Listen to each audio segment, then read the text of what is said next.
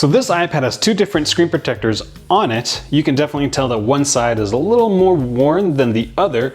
This side is a Paperlike screen protector. This side is just a matte film that I found on Amazon. So to answer the question, would I recommend the Paperlike screen protector? Short answer is no. The long answer is, well, the rest of this video. Now, I was reminded of Paperlike a few months ago while trying to figure out all the gestures you can use on an iPad using a trackpad. It just seemed like every other video I watched was promoting this product. Now, I'm a sheeple, and after watching those videos, I immediately thought to myself, now if those trusted YouTube tech channels are promoting that product, it has to be good, right? So I bought one. My Paperlike screen protector showed up yesterday. Packaging looks a little rough. It was raining, so I'm guessing the mail person took it out for a walk in the rain. Got just like gouges right there. Just a really big gash right there. Monty, Val, who's up there, and I base our reviews on actual usage. Now, like most tech reviews, we've got colored lights in the background, but the biggest difference is that our reviews are based on actual usage, not a dollar amount given to us by a PR firm to become a shill for that product. For the rest of this video, I'm going to share with you all the things I've learned while installing it, using it, scratching it, cutting it in half, and trying to figure out which pen or pencil felt closest to the Paperlike. So the procedure for installing this product is to line it up, stick it down with tape, wipe it with an oversized wipe, clear the dust, and install the protector. Sounds straightforward, right? As of the wipe, they say these are oversized wipes. By oversized, they mean normal-sized wipes. This is exactly the same size as a normal Zeiss wipe. And we're going to take this and add the dust back to the screen. Now, the selling point with the Paperlike screen protector is the fact that it makes your iPad not feel like glass. Now, note that I said not like glass, not more like paper. There is a difference, more on that in a few minutes. Basically, the matte film increases the friction between your Apple Pencil and iPad screen. Honestly, if you're an avid Apple Pencil user, getting a matte screen protector is going to make you love your iPad even more. There's no doubt about that. But should you pony up the extra cash for this overhyped product? Based on my video setup, this literally looks like a piece of paper. It's not. It's actually the packaging that Paperlike came in. I don't know if you can see it. There it is. And if you don't use an Apple Pencil, I personally find gaming with a matte film on my iPad better than just naked glass. Now, from a protection standpoint, this plastic film will scratch between 2 or 3 on the Mohs scale, which basically means anything above a sneeze is going to scratch this protector. The film is thin enough that you can easily use it with other products like Bridge without tearing up the hinges on those keyboards. The edge of the screen protector is far enough from the edges that you can use it with fussy cases like the Urban Armor Gear Metropolis. So it's been 2 weeks since I installed it, and this is the Paperlike after 2 weeks. It looks really rough. Those big gashes are from the Pro Case keyboard I reviewed that nobody should ever get. But all in all, this seemed to wear a little quicker than the Bellemond one. Now, the second selling point of the Paperlike screen protector are their nanodots, which minimizes the light diffusion. Now, most matte screen protectors result in a bit of speckled coloring, but it's very hard to see the difference with the Paperlike. Now, to prove this to myself, I brought out my microscope and did a deep view of the Google Docs app. Here's a side-by-side comparison of the Paperlike and a Bellemond matte screen protector. The diffusion is definitely noticeable in the Bellemond and not as much on the Paperlike. Now, if we were to do the same thing with the bare screen and the Paperlike, you could definitely see that the Paperlike offers a bit more diffusion. Now, that was pretty cool to see, but the nanodots on the Paperlike come at a cost because the Paperlike, despite what the marketing fluff says, does not enhance the viewing of the iPad. From my perspective, more on that after the 4-second screen protector cutting montage. What is that? Half of the Paperlike. Oh. This is half of the Bellemond. I'm going to put them both on this iPad. I'm going to figure out which one is better. I know some of you have noticed that I installed my screen protector upside down, and that was kind of on purpose, just to see if the Face ID would work. And it works about 50% of the time. And if you're wondering if you can see anything through the camera, you really can't. Oh, I'm in it. You do realize that's why this is here. It's not because I'm afraid of... Oh, I thought you walked in every morning. So I'm not following any sort of install procedures. We're just gonna plop it on and hope for the best. That was pretty good. The Bellemond is definitely a Japanese product. I don't remember which side is sticky, which side is not. How many bubbles? Oh, the worst part about these. So, top where the camera cutout is Paperlike, bottom is Bellemond. Remember that. So it's been couple of days since I've done the split screen Paperlike Screen Protector thing. Can kind of tell which one's faring a bit better.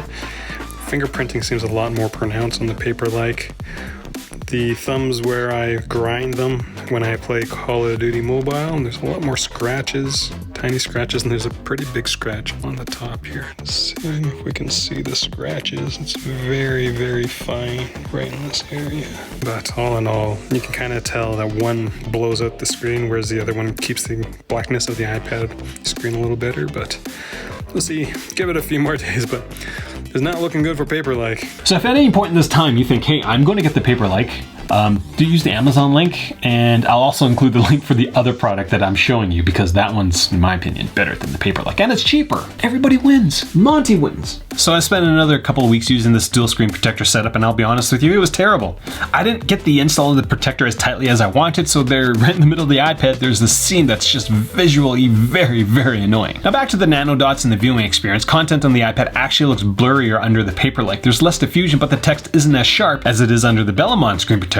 Now here's another thing, the Paperlike will change the contrast of your screen. Every single screen protector I've ever used for any device will do that, but it's very evident on the Paperlike in the setup. Now does that matter? I don't think it will for most people, but for people who take, their colors very, very seriously, who need to see the edges of their work very, very clearly, it will matter. But as a rolling average, is it going to make a big difference? No, because you're not staring at stuff side by side. It's like buying a TV. Yes, TVs are noticeably different when they're on the wall in the big box store, but when you buy one, put it on your wall, and you have no idea if the greens are greener or not. Right, Monty? Now remember the scratch test I showed you a few minutes back? Well, the Bellemond also scratches between 2 and 3 on the Mo scale, but after a week of usage, the Paperlike side looks way worse than the Bellemond side. The areas where my thumbs are when I play COD Mobile, it's just so many scratches on the Paperlike. Now I really wanted to give Paperlike the benefit of the doubt and eliminate the chance that, one of my thumbs was scratchier than the other, so I spent another week using my iPad upside down, which for me was having the camera side, button side in my right palm. And it was the same story. The Bellemond screen protector showed minimal wear and tear, whereas the Paperlike side just looks terrible. So the difference in wear and tear is good to know, right? And if you're wondering,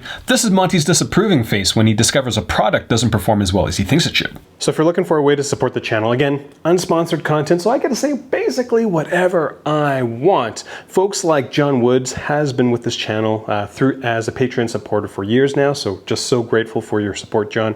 Giving you a shout out. Thanks. So what type of pen or pencil feels closest to using my Apple Pencil with a Paperlike screen protector? I spent a bit of time drawing a bunch of squiggles and boxes between the iPad and a piece of paper using a normal HB pencil, a Uniball ink pen, a fine tip Sharpie, a normal ballpoint pen, and a fine tip gel pen, and the consensus that I came to was that these two writing utilities felt the closest to the Apple Pencil and Paperlike half, these two pens closest to the Bellemond half, and neither screen protector felt like I was using a Sharpie. Now I asked Val to do the same test, and she felt that every pen was better on the Bellemond and terrible on the Paperlike. Sorry, Paperlike. So I feel like with all of them, this one felt the most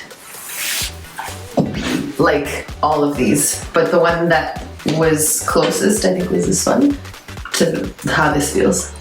Really? Yeah. This one felt like super soft, like it didn't feel like you're writing on paper. So the ballpoint pen, the blue one, you said? This one. Was Bellemond. That one I completely agree. The red pen, I said Paperlike.